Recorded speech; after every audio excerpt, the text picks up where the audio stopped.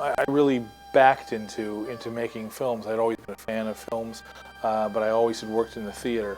And I didn't start out in some of the natural ways that people often move from, say, commercials or music videos or make a short film, that kind of thing.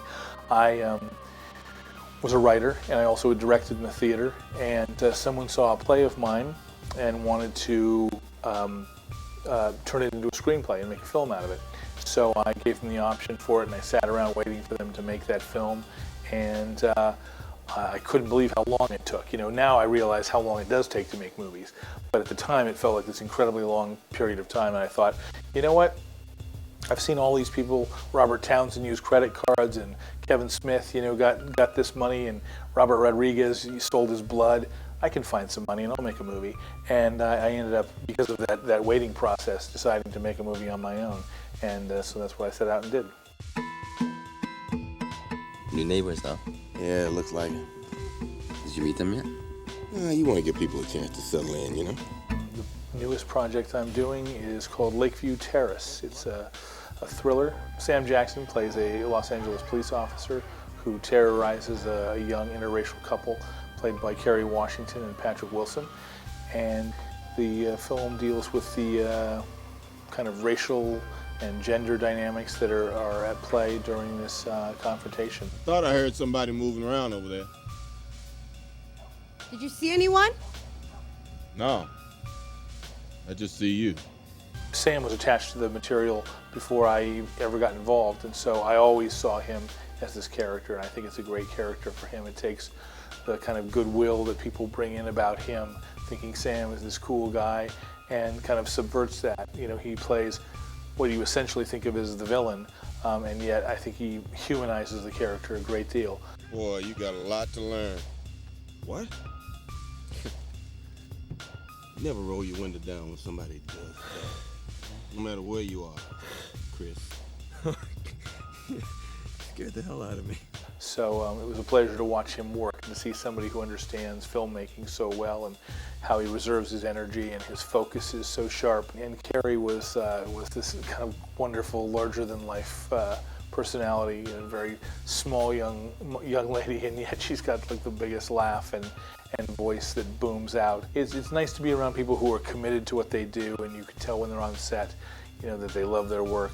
I love the process and the product. I do write and direct, and I'm lucky enough to work, as I said, both in the theater and film. It was a similar experience to a film I did a few years ago, Nurse Betty, where a piece of material comes into my lap and you have to make a decision. Are you going to work on this or not? You either give it up or you don't. And movies take about a year to make, and so you have to really love what you're doing. And I think this was a story that I said, there's a lot here to love. I would like to have a chance to tell this tale. Get off my property. Or what?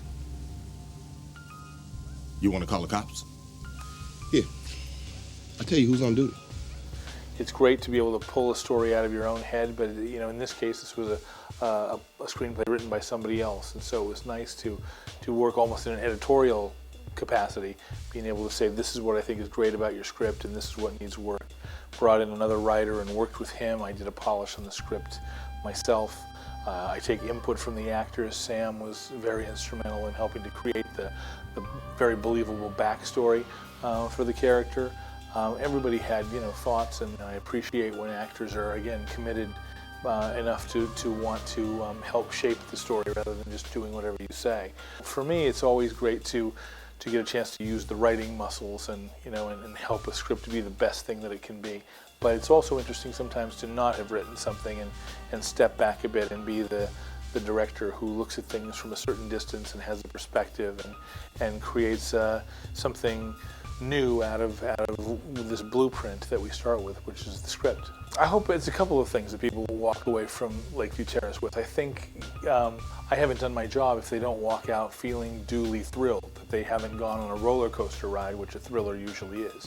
And I hope that we've hit the right buttons along the way that keep the tension up and provide an ending that's exciting, and that people go, wow, that was really fun. That was quite a ride. On the other side of that, I hope that they've felt the other themes at play, and they realize, you know, that they care enough about the characters to wonder if they're going to make it, if how their lives will turn out. You know, I think it's one of those things where this movie speaks to how hard it is for people to live together. The name Lakeview Terrace, we didn't shoot in the real Lakeview Terrace in the Los Angeles area, but we liked the title, and it also evoked.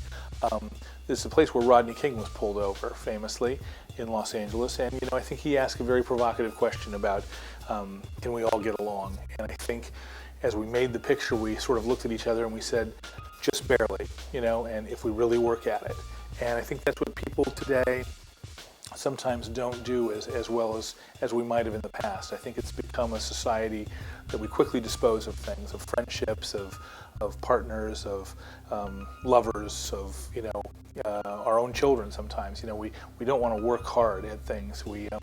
So I think that it's shows how you know, men in particular can break down quickly from wanting to, you know, understand each other to picking up sticks and wanting to hit each other over the head. And I think that anything worth, you know, having and maintaining takes some nurturing and takes some work. And so it's nice to work on a movie that talks about those kinds of themes, but, you know, in the end, hopefully is thrilling as well. You guys are lucky. You have a cop living next door.